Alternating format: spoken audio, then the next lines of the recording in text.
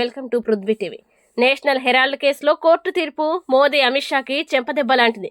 DCC అధ్యక్షురాలు Dhanvanthi Lakavath Janagama National Herald కేసులో ED దాఖలు చేసిన ఫిర్యాదును కోర్టు కొట్టివేయడం నరేంద్ర మోడీ అమిత్ షా ముఖంపై చెంపదెబ్బ లాంటిదే అని జనగామ జిల్లా కాంగ్రెస్ పార్టీ అధ్యక్షురాలు ధన్వంతి లకావత్ అన్నారు. కాంగ్రెస్ యూత్ కాంగ్రెస్ కమిటీ రాష్ట్ర కమిటీ సభ్యులు, జిల్లా అధ్యక్షులు, DCC committee, PSCS chairman, committee సభ్యులు, డాక్టర్ అసోసియేషన్ రాష్ట్ర నాయకులు, దిశ సభ్యులు, తాజా మాజీ జెడ్పీటీసీ, ఎంపీపీ, ఎంపీటీసీ, పట్టణ వార్డు అధ్యక్షులు, నూతన మాజీ సర్పంచులు, సోషల్ మీడియా కన్వీనర్లు తదితరులు పాల్గొన్నారు.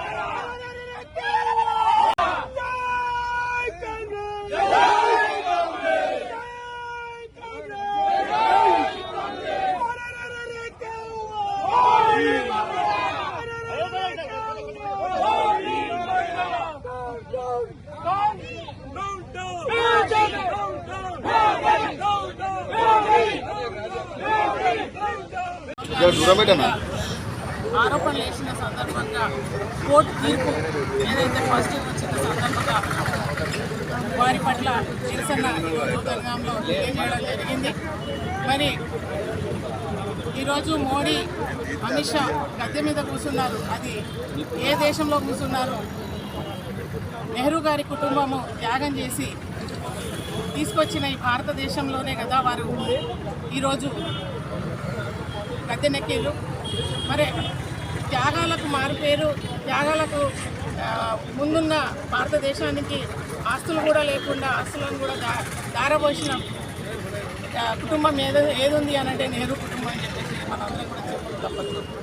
ఎందుకంటే ఆ రోజు ఉద్యమంలో మరి బ్రిటిష్ వారితో పోరాటం చేసే సందర్భంలో అందరినీ ఒక దాటి మీద తీసుకురావడానికి మోతీలాల్ నెహ్రూ గారు మరి ముందున్నారు. అదే లెగసీని కంటిన్యూ చేసుకుంటూ నెహ్రూ గారు కూడా మరి 14 సంవత్సరాలు జైల్లో ఉన్నారు. ఆ తర్వాత వారి కూతురైన ఇందిరాగాంధీ గారు కూడా ఈ దేశం కోసం మరి ప్రాణత్యాగం చేశారు. ఆ తర్వాత అదే కంటిన్యూ చేసుకుంటూ మరి రాజీవ్ గాంధీ గారు మన దేశాన్ని అన్ని దేశాలతో పాటు పోటీలో ముందుంచాలనే ఉద్దేశంతో వారు పోరాటం చేస్తున్న సందర్భంలో ప్రాణత్యాగం కూడా చేయడం జరిగింది. ఆ తర్వాత సోనియమ్మ మరి రెండు సార్లు ప్రధానమంత్రి అయ్యే అవకాశాన్ని కూడా మరి ఈ ప్రతిపక్షాల కుట్రల మూలంగా మరి రెండు సార్లు కూడా ప్రధానమంత్రి అవకాశం కూడా వారు త్యాగం చేయడం జరిగింది. ఆ తర్వాత రాహుల్ గాంధీ గారు పాదయాత్ర చేసుకుంటూ కన్యాకుమారి నుంచి కశ్మీర్ వరకు, అలాగే అస్సాం నుండి గుజరాత్ వరకు కూడా 10,000 కిలోమీటర్ల పాదయాత్రను కూడా చేయడం జరిగింది.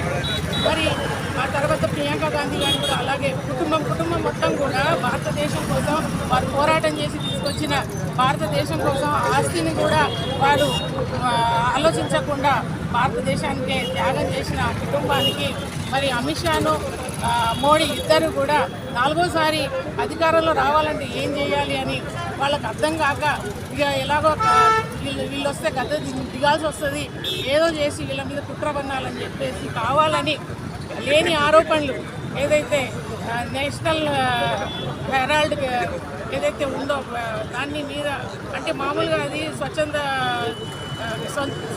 సంస్థకు సంబంధించింది. దాంట్లో వీళ్ళ ఆస్తులు